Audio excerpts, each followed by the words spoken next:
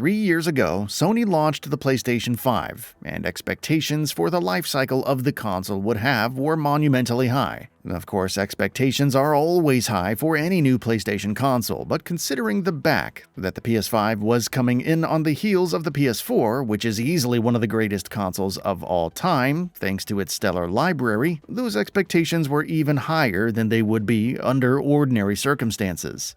There is still a ways to go before we're done with the PS5. If it has a similar life cycle to that of its predecessor, we're less than halfway through the PS5 era right now. But even at this point, with the console having 3 years under its belt, it's hard to look back and not be impressed with what we've seen up to this point. Hey, this is...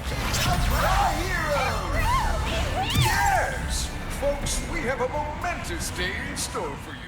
We'll start, of course, with the library, because that's the thing that makes or breaks a console, and in 3 years, the PS5 has already built up an impressive lineup of games, even if that does come with some caveats, which we'll get into in a bit. Where first-party games are concerned, the PS5 started off strong with games like Marvel's Spider-Man Miles Morales, Sackboy: A Big Adventure, Astro's Playroom, and Demon's Souls upon its release. In 2021, the console delivered more acclaimed releases like Returnal and Ratchet & Clank Rift Apart. 2022 was an even stronger year, bringing the trio of Horizon Forbidden West, Gran Turismo 7, and Ragnarok. And though 2023 has been a lighter year in terms of first-party releases, we have seen the launch of the excellent Marvel's Spider-Man 2. And of course, there's been no shortage of excellent third-party games to dive into either. Elden Ring, It Takes Two, Sifu, Deathloop, Dead Space, Street Fighter 6, Alan Wake 2, and that's just scratching the surface. From the day it released right up to this point, the PS5 has enjoyed a steady stream of major releases that have rightly drawn praise from all corners, with many turning out to be legitimate all-time greats. It's helped, of course, that 2023 has been a particularly spectacular year, to the extent that it may go down as one of the biggest and best releases in gaming history for game releases.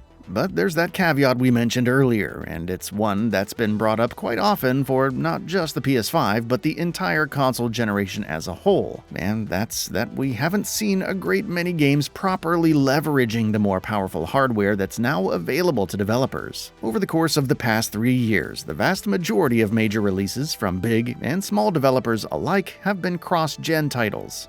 Only a handful of notable games, most of which have released in the last year, have been exclusive to current-gen hardware, which means that 3 years into the PS5's life, we're only just beginning to see games that aren't being held back by significantly less powerful hardware. At the end of the day, does that take away from the strength of the PS5's library? Probably not. If you're a PS5 owner, you probably don't care that the many games you've enjoyed on the console in the early years of its life are also playable on last-gen hardware.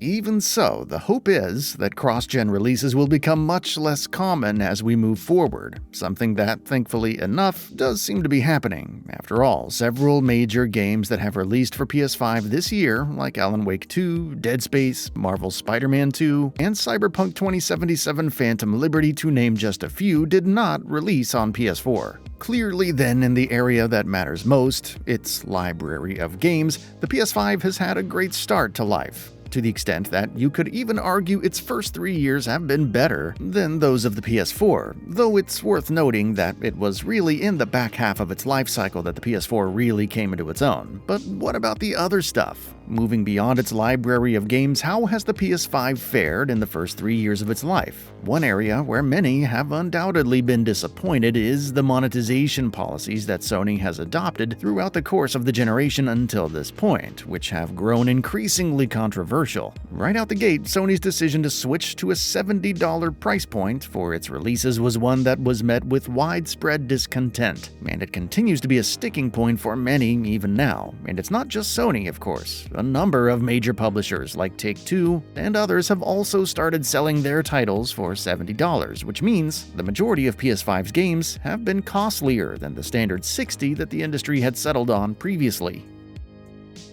Back to Sony though. Selling games for higher prices isn't the only questionable pricing decision it has made. The PS5 already launched at a pretty steep price point for both of its models in late 2020, but in August of 2022, Sony announced price increases in a number of regions, including Europe, UK, Japan, and Canada. And the recently released PS5 Slim model is going to be even costlier in Japan. Meanwhile, recently the company also implemented higher prices for 12-month subscriptions of all PlayStation Plus tiers, increasing them by $20 for Essential, $35 for Extra, and $40 for Premium. To say that those decisions haven't gone down well with the masses would be an understatement. Conversely, however, an area where Sony has largely impressed is the accessories it has put out for the PS5.